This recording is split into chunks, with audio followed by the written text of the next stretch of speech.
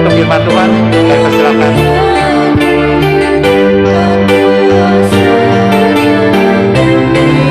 Menjaga yang ku taruhkan hingga hari dan kelak. Mari kita berdoa. Bapa, kami bersyukur karena ada anugerah-Mu yang tidak ada habis-habisnya di dalam kehidupan kami.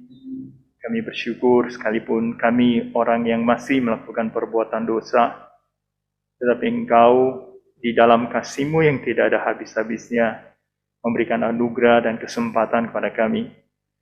Kami juga bersyukur dalam keadaan yang sulit seperti ini, Engkau tidak pernah meninggalkan kami. Engkau terus memberikan kekuatan kepada kami. Kami akan membaca merenungkan firman-Mu. Biarlah kami bisa mengerti apa yang menjadi keinginan hati-Mu. Dan mampukan kami juga untuk bisa berespon dengan segala kebenaran yang akan kami dengar, kami renungkan. Dan biarlah hidup kami bisa terjadi perubahan.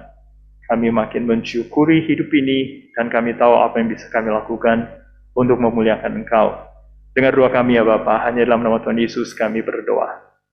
Amin.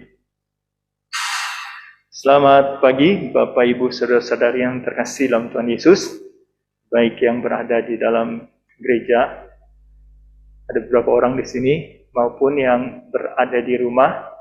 Ya, kita bersyukur karena anugerah Tuhan di dalam hidup kita yang tidak ada habis-habisnya. Saya percaya dalam keadaan yang sesulit apapun, Tuhan itu tetap bekerja dalam hidup kita, dan bahkan Dia memberikan jauh lebih banyak dari apa yang pernah kita pikirkan. Tema kita pada pagi hari ini menyambung dari tema selama bulan ini, manusia jatuh ke dalam dosa dan kehilangan kemuliaan Allah. Temanya sebenarnya kalau dibaca baik-baik, kita semua ini sudah profesional. Maka saya juga bingung kenapa harus dibahas. Mungkin yang membahasnya harus lebih profesional juga gitu ya, soal berdosa. Mari kita baca Roma pasal 3 ayat 21 sampai ayat yang ke-26. Roma pasal yang ketiga ayat 21 sampai ayat yang ke-26. Kalau ayat emas kita tadi itu ayat 23-24. Ini 21 sampai 26. Saya bacakan. Roma 3, 21 sampai 26. Tetapi sekarang tanpa hukum Taurat, kebenaran Allah telah dinyatakan, seperti yang disaksikan dalam kitab Taurat dan kitab-kitab para nabi. Itu kebenaran Allah karena iman dalam Yesus Kristus bagi semua orang yang percaya. Sebab tidak ada perbedaan, karena semua orang telah berbuat dosa dan telah kehilangan kemuliaan Allah. Dan oleh kasih karunia telah dibenarkan dengan cuma-cuma karena penebusan dalam Kristus Yesus. Kristus Yesus telah ditentukan Allah menjadi jalan pendamaian karena iman dalam darahnya. Hal ini dibuatnya untuk menunjukkan keadilannya karena Ia telah membiarkan dosa-dosa yang telah terjadi dahulu pada masa kesabarannya. Maksudnya ialah untuk menunjukkan keadilannya pada masa ini, supaya nyata bahwa Ia benar dan juga membenarkan orang yang percaya kepada Yesus. Saya tidak akan membahas seluruh ayat ini, karena temanya itu tentang jatuh dalam dosa dan kehilangan kemuliaan Allah. Maka sebenarnya saya cuma ingin bahas satu ayat, yaitu di ayat 23. Tetapi masih cuma satu ayat gitu ya. Jadi saya tambahin satu ayat lagi di ayat 24. Roma 3 ayat 23 dan 24. Ayat mas yang dibaca tadi. Di dalam Roma 3 ayat yang ke-23 tadi ya, karena semua orang telah berbuat dosa dan telah kehilangan kemuliaan Allah. Saya kasih ada banyak warna di situ gitu ya. Membingungkan, tetapi juga mungkin kita bisa sedikit mengerti. Sorry kalau saya sedikit pakai bahasa Yunaninya, karena saya pengen bahas soal itu. Jadi di bawahnya bahasa Yunaninya pantes gar emerton, kai histe rontai teis doxeis tu teu. Jadi itu warna yang disama-samain, semua orang telah berbuat dosa, pantes hemarton, pantesnya itu semua, hemartonnya itu telah berbuat dosa. Kemudian yang warna ungu di bawah telah kehilangan kemuliaan Allah. Histerontai teis doxeis, histerontai itu yang diterjemahkan dalam bahasa Indonesia kehilangan, menurut saya kurang tepat, nanti saya akan bahas kenapa. Kemudian doxeisnya itu, teis doxeis itu kemuliaan, tu-nya itu Allah. Dua hal ini yang saya ingin bahas. Semua orang berdosa, kemudian yang kedua itu telah kehilangan kemuliaan Allah. Mari kita mulai dengan semua orang berdosa. Saya kasih satu pertanyaan. Betul nggak semua orang itu sebenarnya betul-betul berdosa? Oh ya, bisa gitu ya. Saya kasih satu ayat dalam Yakobus 4 ayat 17 untuk menjelaskan bahwa semua orang itu betul telah berdosa. Jadi jika seorang tahu bagaimana ia harus berbuat baik, tetapi ia tidak melakukannya, ia berdosa. Konteksnya memang itu ada orang yang berbicara tentang masa depan, dia mau begini, dia mau begitu. Kemudian Yakobus menjelaskan sampai kemudian ditutup dengan ayat ini. Orang tahu bagaimana ia harus berbuat baik, tapi tidak melakukannya, ia berdosa. Pertanyaannya begini, apa maksudnya berbuat baik? Apa yang baik? Baik menurut siapa? Kan orang tahu bagaimana ia harus berbuat baik. Baiknya itu menurut siapa? Menurut kita masing-masing, tafsiran masing-masing, di mana di dalam hukum, di dalam budaya, di dalam moral, macam-macam itu bisa berbeda-beda. Itu sebabnya di dalam hukum itu ada pengadilan. Meskipun udah ada sistem hukum, tapi tetap aja gitu bisa berdebat, dan ada banyak hal yang jadi pertanyaan. Yang benar yang mana? Nah, ini pertanyaannya. Menurut siapa baiknya? Loh, kita pasti tahu. Ini pasti menurut Tuhan baiknya ya. Bukan menurut penafsiran kita masing-masing. Meskipun seringkali kita kesulitan waktu bertanya, menurut Tuhan itu baik itu seperti apa? Susah juga kan ya? Karena kita pakai Alkitab. Yang jadi masalah, Alkitab yang kita pakai, ini kan tafsiran juga. Semua Alkitab yang sudah diterjemahkan, itu udah ada tafsirannya. Karena dari satu bahasa ke bahasa yang lain pasti harus ditafsirkan, nggak mungkin enggak gitu.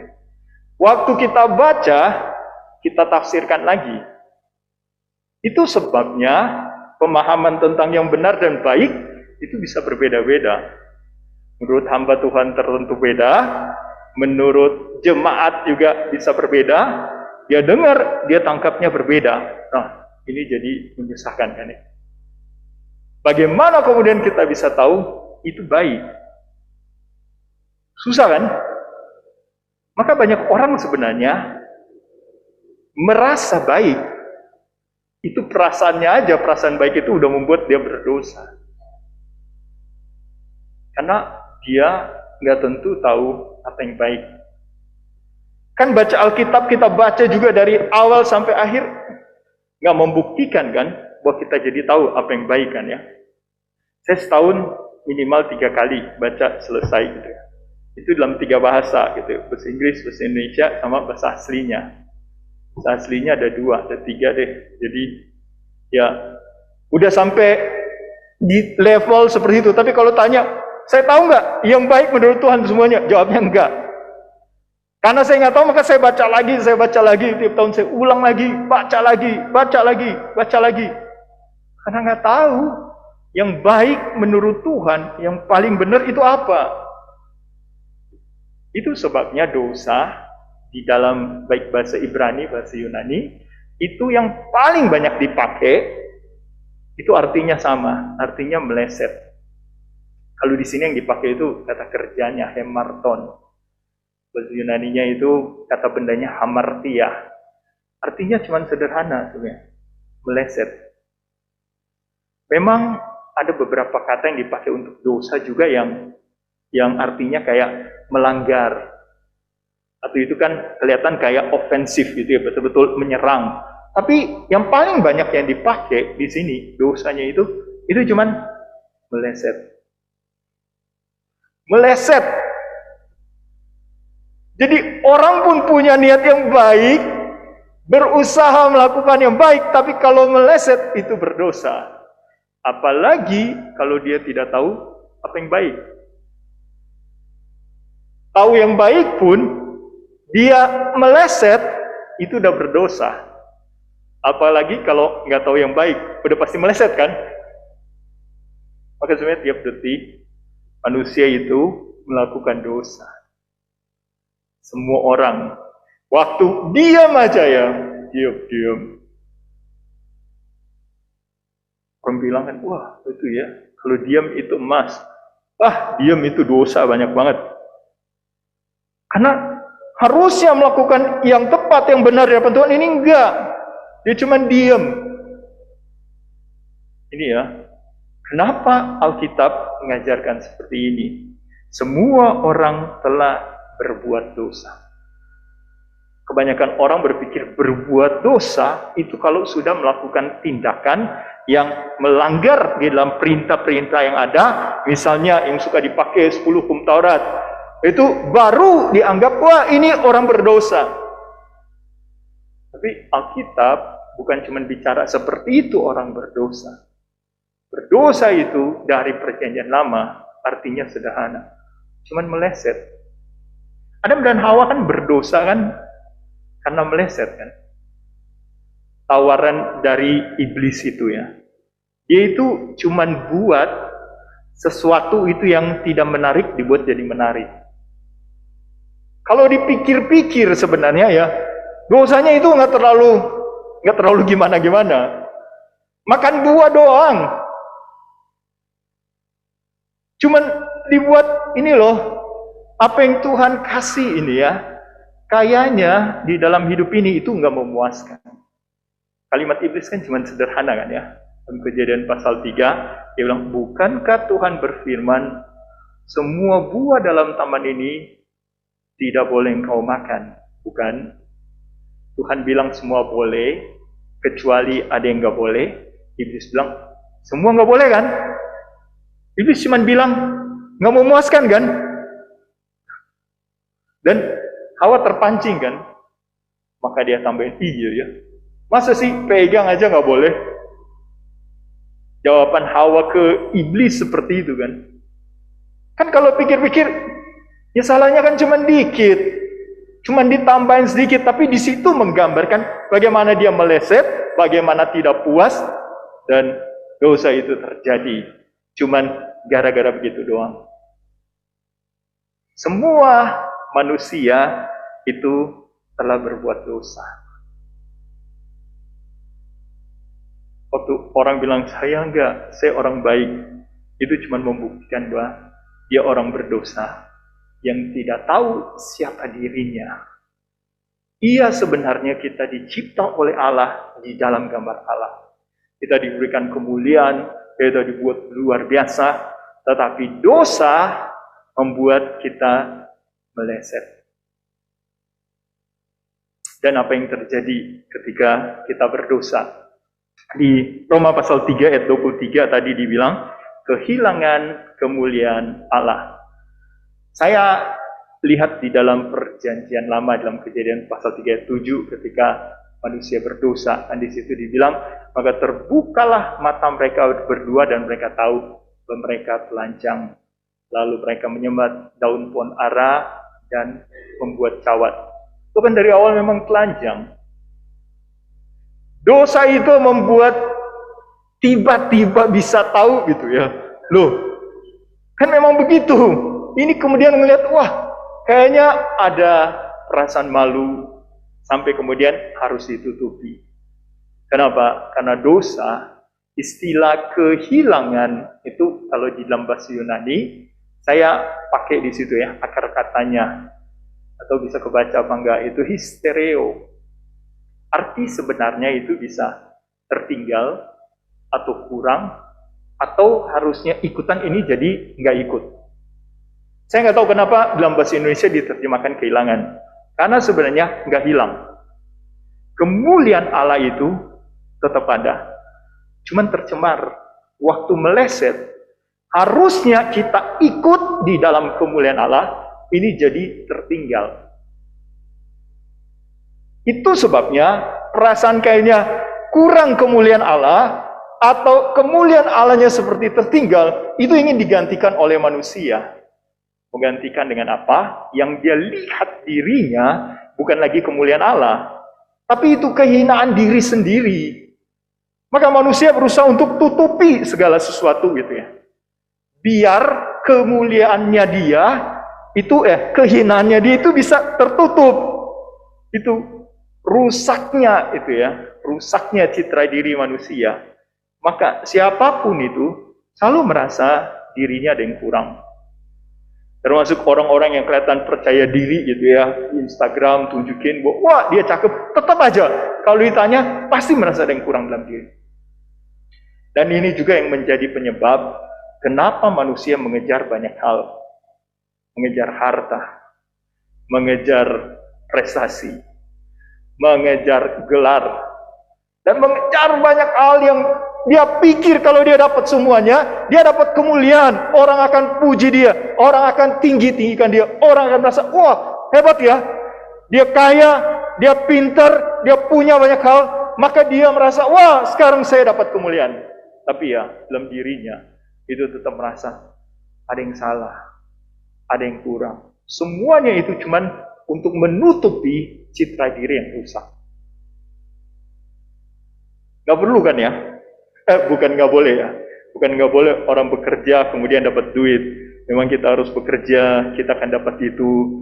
Dan kita gak kejar duit pun, duit pasti akan datang. Karena memang anugerah Tuhan sudah siapkan. Saya bukan bilang nggak bekerja terus nggak akan dapat. Pengalaman saya selama ini sih begitu ya. Selama pandemi, kadang nggak khotbah berbulan-bulan, tapi tetap aja duit dapat, penghasilan dapat, makanan dapat. Aneh kan ya? Orang nanya nomor rekening saya pun saya tolak. Enggak, yang susah jauh lebih banyak. Sesusah-susah saya, banyak orang yang jauh lebih susah. Gak usah pikirin saya sudah Tuhan pikirkan. Tapi ada yang bilang, ini dari Tuhan. Waduh, saya jadi takut gitu ya. Apa jangan-jangan Tuhan jadi dia, apa dia jadi Tuhan? Kan jadi pertanyaan. Tapi karena ada orang-orang yang tahu nomor rekening saya, itu langsung transfer. Ada yang sampai sekarang saya nggak tahu siapa itu. Namanya ada, tapi saya cek di Google, saya tebak-tebak ini siapa ya orangnya. Kayaknya nggak kenal gitu. Tapi masih gitu ya. Maksud saya begini, kadang banyak orang berpikir waktu dia dapat sesuatu, itu akan membuat dirinya itu kelihatan jadi jauh lebih baik. Jadi kemudian jadi jauh lebih hebat. Padahal sebenarnya enggak. Bukan untuk itu. Kalaupun kita dapat sesuatu, bukan untuk itu tujuannya. Bukan buat kita kelihatan hebat. Buat kita kelihatan luar biasa. Bukan itu tujuannya. Tuhan kasih kepada kita. Tuhan berikan anugerah. Biar harusnya kita bisa menunjukkan kemuliaan Allah. Yang ketutup. Tapi makin kita mengejar kemuliaan diri kita. Karena kita merasa diri kita hina. Karena kita merasa diri kita kurang. Kita pengen kejar. Kita pengen tutup dengan banyak hal. Maka makin tertutup kemuliaan Allah. Yang sebenarnya ada di dalam kita. Jadi sebenarnya kalau dibilang hilang, enggak. Karena kita tetap gambar Allah. Waktu kita jatuh dalam dosa, kita tetap gambar Allah. Yang ada dicemari oleh dosa. Yang ada kita rusak. Tapi kemuliaan Allah itu tetap hadir di dalam kita. Ini juga yang membuktikan kenapa banyak orang berdosa. Itu bisa jauh lebih pintar daripada orang percaya. Heran ya? Harusnya kan orang-orang berdosa. Kenapa mereka tetap bisa baik, bisa melakukan banyak hal? Karena memang tetap Tuhan hadir, Tuhan kasih banyak hal dalam hidup ini. Tapi yang parah, kalau kemudian orang percaya tidak bisa mengerti bahwa Tuhan hadir dalam hidup. Padahal bahkan sudah ditebus. Tapi yang dicari tetap kemuliaan manusia. Yang dikejar banyak hal yang fana. Dan yang terjadi akhirnya, yang ditonjolkan itu Pemulihan manusia karena citra diri yang rusak. Itu sebabnya di gambar awal tadi, saya kasih foto dalam cermin. Orangnya harusnya ganteng, tapi waktu di cermin kelihatan jadi tengkorak. Itu, manusia itu begitu.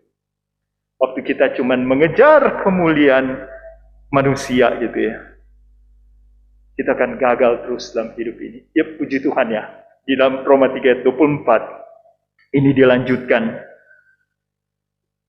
Dan oleh kasih karunia telah dibenarkan dengan cuma-cuma karena penebusan dalam Kristus Yesus. Seandainya tidak ada penebusan, maka hidup kita itu akan terus-menerus ada di dalam itu jalan yang meleset. Dan kita nggak akan sadar bahwa kita sedang meleset. Karena dunia sama-sama meleset. Banyak orang akan berpikir, oh ini memang jalannya. Ini yang harus saya ikuti. Lahir, kemudian dibesarkan, saya sekolah baik-baik, kalau bisa dapat prestasi yang paling tinggi, kemudian lihat segala kemampuan yang ada, kerja, cari duit sebanyak mungkin, tergantung anugerah Tuhan, dapat itu, nikmati hidup, mati. Sudah, cuman segitu. Hidup yang ditebus oleh Kristus cuma dijalani sama persis dengan orang-orang yang tidak mengenal Allah. Dan cara berpikirnya juga sama seperti itu. Masa sih? Mungkin karena penebusan Kristus itu Alkitab kan suka pakai istilah kasih karunia, dan kemudian di sini dibilang dibenarkan dengan cuma-cuma, gratisan. Biasanya kalau gratisan kan sebagian orang mungkin anggap kurang berharga. Kenapa? Gratis. Iya sih, kita dapat gratis. Tapi yang ngasih nggak gratis. Yang ngasih mengorbankan diri sampai mati. Nggak gratis itu. Kitanya yang terima gratis. Waktu terima gratis kita salah mengerti. Karena kita pikir ini gratis. Parahnya lagi, udah dikasih, masih nuntut lagi, dan masih perlu lagi, masa cuma segini? Udah dikasih sampai pengorbanan, sampai mati, masih tuntut kurang Tuhan. Saya terus terang agak malu gitu ya. Kalau berdoa, minta sesuatu, bukan saya nggak minta, saya minta, tapi saya jarang minta gitu ya. Kalaupun perlu sesuatu, seringkali saya malah mulai dengan bersyukur gitu ya. Bersyukur karena Tuhan akan sediakan yang saya perlukan. Kenapa saya jadi lama-lama malu mintanya? Karena kebanyakan minta ya, pikir-pikir. Emang Tuhan mau sih kita minta gitu. Tapi lama-lama kayaknya malu sendiri gitu. Masa sih saya kerjanya minta terus, minta lagi, minta lagi. Sementara bersyukurnya kalau dibandingkan dengan mintanya, banyakkan mintanya. Padahal yang Tuhan kasih kepada kita ya, cukup satu aja. Pengorbanannya, penebusannya, harusnya membuat kita bersyukur sampai selama-lamanya.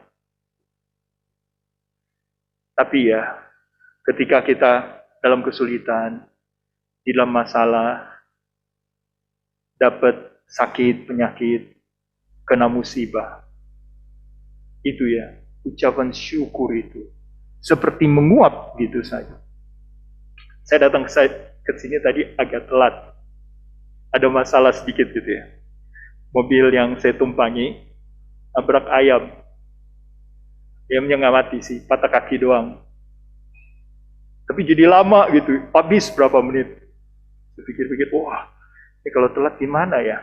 Memang sih, nggak telat, cuman doa persiapannya jadi buru-buru tadi ya.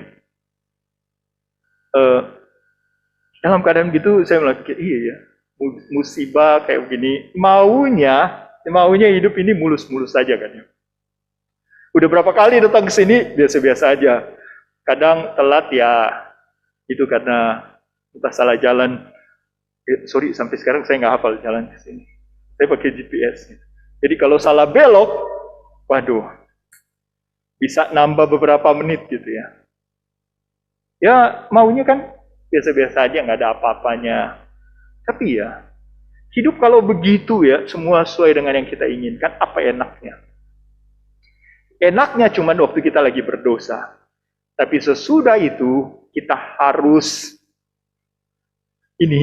terima konsekuensi dari keberdosaan kita.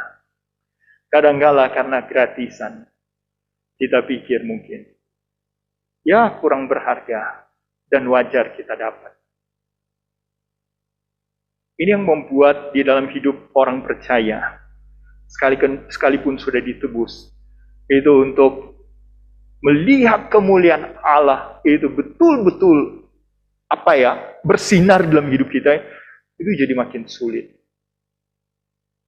Karena hidup kita lebih banyak bergumul cuman dengan diri kita sendiri, pergumulan kita, dosa kita yang tidak ada habis-habisnya. Begitu terus putar-putar. Maka harusnya bagaimana hidup kita ya? Dengan penebusan Kristus yang luar biasa. Bagaimana kemudian kita bisa berhadapan dengan dosa? Kan minggu lalu kita harusnya gambar Allah yang mulia. Tetapi di dalam kemuliaan itu sekarang kita berdosa. Terus kemudian ada penebusan yang sudah disiapkan. Sebagai refleksi ada beberapa hal yang saya ingin kita memikirkannya. Yang pertama itu soal perang melawan dosa. Di dalam konsep saya, perang melawan dosa mungkin agak berbeda dengan yang dipikirkan oleh banyak orang. Meskipun gambar itu saya kasih perang pakai perang zaman dulu. Perang zaman sekarang yang katanya mau perang dunia ketiga, ini agak berbeda. Mungkin bentar lagi ya, perang dunia ketiga. Senjatanya beda. Ini senjata untuk main game gitu. Senjata buat main game. Ada yang tahu siapa itu? Mudah-mudahan nggak tahu ya. Melawan dosa, banyak orang berpikir, wah pokoknya saya harus hindari. Ada yang sampai dimerah-merahin Alkitabnya. Oh ini dosa. Kalau dia dimerahin nggak bisa dibaca. Lama-lama. Ini dosa, ini harus dilawan, ini berdoa tiap hari. Wah ini waktu baca Alkitab jadi tahu dosanya, berdoa biar kemudian saya harus mengalahkan. Ya pertanyaannya, bagaimana kita bisa betul-betul mengalahkan semua dosa kita? Kalau kita betul-betul baca Alkitab baik-baik setiap hari, kita akan temukan dosa kita itu banyak sekali. Kita akan temukan, wah saya salah lagi. Itu pertumbuhan yang benar. Kalau tiap hari kita tidak bisa melihat dosa kita, ada yang salah. Apalagi kemudian waktu kita baca Alkitab yang kita keingat, itu orang-orang sekitar kita. Itu papa memang salahnya begini, ini mama salahnya begini, iya nih, anak-anak nih, ini berdosa. Ada yang salah dengan orang seperti itu. Yang dia lihat, itu dosa kesalahan orang lain. Harusnya yang benar kita lihat.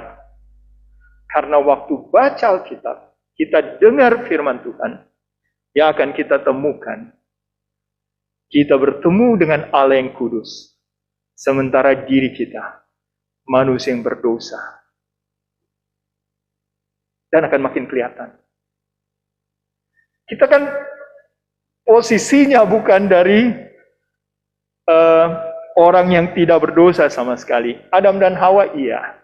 Mereka dicipta dalam gambar Allah, tidak berdosa, jatuh dalam dosa. Kita berbeda loh. Kita dari lahir, belum lahir pun udah berdosa. Masih dalam kandungan pun udah ada dosa asal. Kan Alkitab bilang begitu kan. Si Daud dalam Mazmur 51 gambarin. Masih dalam kandungan kita ada berdosa. Waktu lahir berdosa. Meskipun banyak orang, wah itu bayi nggak tahu apa-apa kata siapa. Bayi itu kan bisa atur keadaan rumah tangga kan. Meskipun dia ngaturnya cuma satu alatnya. Alatnya itu cuma nangis. Itu ya, anak-anak kalau sampai gede, bisa atur orang tua dengan nangis. Ada yang salah dengan orang tuanya. Dia cuma nangis. Orang tuanya langsung kelimpungan harus begini. Karena di dalam keberdosaan, Itu, dari kecil memang udah berdosa. Emang perlu diajar nggak anak untuk berdosa? Ini ya cara berdosa yang pertama. Ini ada dosa hitam, dosa putih, dosa abu-abu. Kemudian mulai diajarin, ini cara berdosa. Dan kalau udah berdosa, ini jalan keluarnya. Ada nggak orang tua yang ajarin anaknya untuk berbuat dosa? Ada sih mungkin yang mau ngajarin untuk anaknya itu bisa ahli di dalam mencuri, dalam apa gitu ya. Tapi ya, dosa yang lain nggak diajarin. Yang diajarkan itu keahlian berdosa dalam hal itu. Tapi anak-anak bisa melakukan banyak hal, bisa melakukan perbuatan dosa tanpa diajarin. Ada yang bilang itu karena lingkungannya, pengaruh teman-temannya. Nggak ada temannya pun dia tetap berdosa. Oh itu karena orang tuanya. Melihat orang tuanya cara berdosa, oh iya mungkin ada pengaruhnya. Tapi tanpa diajarin, anak-anak itu berbuat dosa. Kita dasarnya orang berdosa. Waktu ditebus, maka kita perlu berubah sekarang. Bukan waktu ditebus kita merasa, wah saya sudah ditebus, jadi saya sudah tanpa dosa. Iya, status iya. Statusnya tanpa dosa. Tapi perbuatan, pikiran kita, perasaan kita masih berdosa. Nah itu yang perlu berubah. Itu sebabnya waktu baca Alkitab, ya akan terlihat itu jadi seperti cermin yang menunjukkan ini dosa saya. Ini dosa saya. Ini dosa saya. Lawannya sebenarnya sederhana sekali. Tapi praktiknya sulit sekali. Karena dosa itu meleset. Maka lawannya melakukan yang tepat. Itu sebabnya kenapa kita diminta baca Alkitab, suruh saat teduh, karena kita harus tahu yang tepat itu apa. Bukan menghindar dosa, karena kita pasti akan berdosa. Kita dasarnya memang orang berdosa. Kita masih akan melakukan perbuatan dosa, akan melakukan lagi, akan mengulang lagi. Selama kita tidak melihat dosa kita dan tidak bisa melihat mana yang tepat, karena kita meleset, maka kita akan meleset terus. Itu sebabnya susah kan ya? Perlu waktu untuk baca lagi, mengerti kehendak Tuhan. Yang tepat itu apa? Ini perangnya. Perangnya bagaimana bisa melihat yang tepat, yang benar, untuk kemudian kita bisa menang. Kalau nggak bisa lihat, nggak bisa tahu yang tepat, kita akan meleset terus. Yang kedua, sebagai refleksinya, tadi ya, bukan lagi seperti orang yang sedang kehilangan kemuliaan Allah, kemudian ingin ganti dengan kemuliaan diri sendiri. Ya akan kelihatan itu tetap kehinaan kita. Karena semulia-mulianya kemuliaan kita yang kita anggap diakui oleh dunia ini, yang dilihat itu cuma tetap kehinaan. Banyak orang yang pikir dia kaya, punya kemampuan untuk mengajar orang, di balik itu dihina oleh orang-orang. Heran sih, kenapa bisa begitu? Tapi itu kenyataan. Ketika kita diberikan anugerah, kita perlu belajar untuk bisa melihat kita ketinggalan dengan kemuliaan Allah. Maka yang harus kita kejar itu kemuliaan Allah. Bagaimana caranya? Itu tadi dari firman, kita perlu semakin terpesona melihat Allah kita. Apa yang bisa memuliakan Dia? Apa yang bisa menyenangkan Dia?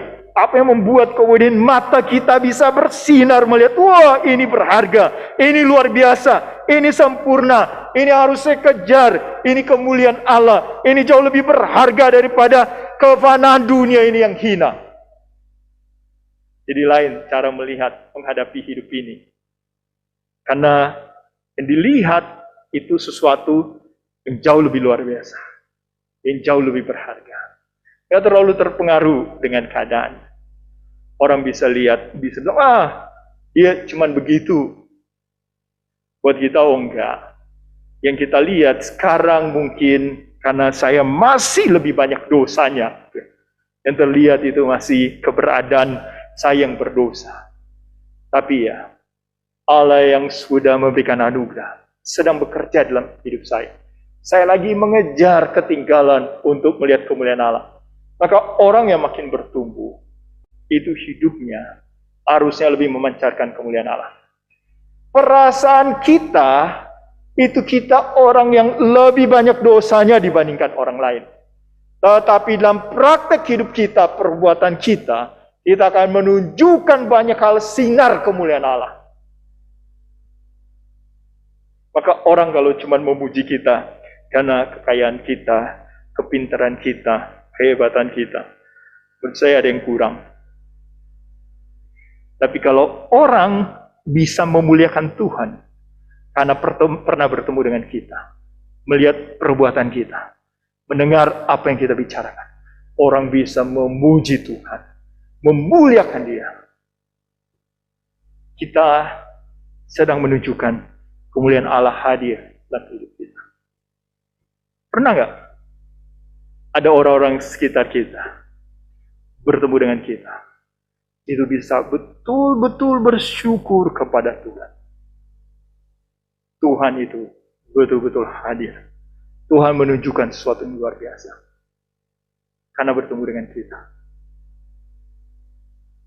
Kalau nggak pernah, harus jadi tanda tanya. Betul nggak? Saya ini orang yang betul-betul sudah ditebus. Karena jangan-jangan memang udah ditebus, tapi ketinggalan kemuliaan Allahnya. Yang ada cuman kemuliaan diri kita. Itu sebabnya orang memuji kita dan kita puas dengan pujian orang-orang. Wah, kamu hebat ya. Memang gue gitu loh. Kamu pintar ya. Memang nggak ada yang lebih pintar daripada gue. Kecuali orang-orang yang memang lebih pintar ya. Diterima semua pujian untuk dirinya. Sampai puji saya. Ini loh prestasi saya banyak sekali. Yang terakhir, menghargai penebusan. Gratis, iya gratis. Tapi ya, ini bukan gratisan. Ini berharga sekali. Ini akan membuat kita hati-hati dengan hidup ini. Karena yang kita dapat, itu semuanya anugerah. Anugerah. Harusnya pandemi sekarang ini mengajarkan kepada kita banyak hal. Termasuk tentang anugerah. Dulu yang kita biasa dapat gratis, kesempatan, kita mungkin take it for granted ya. Maksudnya kita anggap kita layak dapat dan kemudian kita nikmati itu sampai kemudian itu hilang atau terbatas. Kan kadang kita ngeluh ya, wah kenapa jadi terbatas semua ini, kemana-mana pakai masker. Padahal pakai masker kalau menurut saya membuat saya sih jauh lebih ganteng ya daripada dibuka. Percaya atau nggak percaya? Saya buka ya. Bandingkan. Banyak orang ya. Orang-orang terkasih kita mungkin ada yang dipanggil Tuhan. Waktu ada, seringkali kita tidak anggap itu sebagai sesuatu yang berharga. Sampai itu hilang, baru orang menangisi kehilangan. Kalau kita betul-betul menghargai anugerah Tuhan, waktu hilang kita akan bersyukur. Tuhan pernah kasih, saya sudah menikmatinya, saya bersyukur pada Tuhan. Pernah berikan semuanya. Terima kasih Tuhan. Tapi kalau orang itu cuman, waduh saya kehilangan, menyesal. Kenapa waktu dulu begini, saya nggak begini. Ya itu, cuman buktikan kita berdosa, kita tidak hargai anugerah, sampai anugerah itu hilang. Kemudian mau nangis, kemudian minta Tuhan kasih lagi. Mungkin nggak dikasih lagi? Mungkin juga. Tapi lebih banyak kemungkinannya enggak. Atau dikasih yang jauh lebih besar lagi. Tapi kalau kita gagal gitu ya, untuk sesuatu yang jauh lebih kecil, masa sih Tuhan akan percayakan untuk sesuatu yang lebih besar? Hargai apa yang Tuhan lakukan dalam hidup kita. Dia ingin mengubah hidup kita. Bahkan di dalam keadaan yang paling sulit, saya percaya itu ya, pembentukan Tuhan itu akan jauh lebih luar biasa. Dan anugerahnya akan jauh lebih banyak. Masalahnya, kita bisa lihat apa enggak? Selama mata kita terus meleset, saya bukan bilang julingnya, mata kita melihat di dalam pengaruh dari dosa, dicemari oleh dosa, ngelihatnya meleset terus, kita sulit melihat anugerah Tuhan yang luar biasa yang sedang dikerjakan dalam hidup kita. Meskipun kelihatan mata jasmani kita, wah hidup ini susah, hidup ini berat. Tapi ya, waktu kita bisa melihat Tuhan yang sedang bekerja, yang kita lihat akan berbeda. Yang susah tetap kelihatan sih. Tapi kita bisa melihat ada yang jauh lebih mulia. Ada yang jauh lebih luar biasa yang sedang bekerja dalam segala sesuatu. Sebagian orang itu mengertinya lama nanti baru dia mengerti. Tapi lebih baik lagi kalau kita mengerti saat sekarang ini. Buat kita tidak terjebak lagi dalam dosa, buat kita meleset. Tapi kita bisa pakai kesempatan anugerah ini untuk bisa mengejar kemuliaan Allah. Bisa menyatakan kemuliaan Allah hadir, termasuk di dalam keadaan yang sulit sekali ini. Kita bisa melihat anugerah Tuhan jauh lebih besar. Maukah Bapak Ibu Saudara-saudari hidup di dalam anugerah Tuhan seperti ini? Hidup yang bukan hanya menang melawan dosa karena melakukan yang tepat, tapi hidup yang bisa mengejar kemuliaan Allah, menyatakan kemuliaan Allah hadir. Maka mintalah kepada Tuhan, berdoalah kepada Tuhan untuk bisa pakai hidup kita. Buka mata rohani kita bisa melihat apa yang tepat, apa yang mulia, apa yang luar biasa, apa yang sempurna, apa yang berasal dari Tuhan. Kita hidup untuk kemuliaan Tuhan, membuat kita lebih menghargai semua yang Tuhan anugerahkan kepada kita. Mari kita berdoa.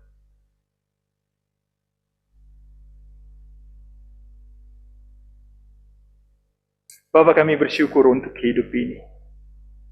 Kami bersyukur karena kami diizinkan mengalami kesulitan, bahkan di masa pandemi ini. Ada banyak jemaat yang mungkin berada dalam keadaan yang sulit sekali. Tapi kami percaya anugerah-Mu jauh lebih besar dibandingkan kesulitan yang kami alami. Kami orang berdosa. Kami bukan hanya layak menderita. Kami layak mati, kami layak dihukum di dalam neraka sampai selama-lamanya. Tapi anugerah-Mu jauh lebih besar daripada kesalahan dosa kami. Bahkan Engkau masih menyertai kami dan ingin menunjukkan kemuliaan-Mu dalam hidup kami. Biarlah mata kami bisa melihat apa yang benar, apa yang tepat, apa yang baik, apa yang suci, apa yang mulia. Apa yang berasal dari Engkau, kami bisa melihatnya. Dan biarlah kami makin kagum ketika melihat kemuliaan Engkau. Dan ini akan kami nyatakan ke dunia ini. Kami ingin menyatakan kemuliaan Allah kami yang begitu luar biasa. Maka pakai kami ya Bapa. Biarlah hidup yang singkat ini bisa menjadi hidup yang betul-betul berharga. Hidup yang menyatakan kemuliaan Engkau. Dengar doa kami Bapa. Hanya di dalam nama Tuhan kami Yesus Kristus kami berdoa. Amin.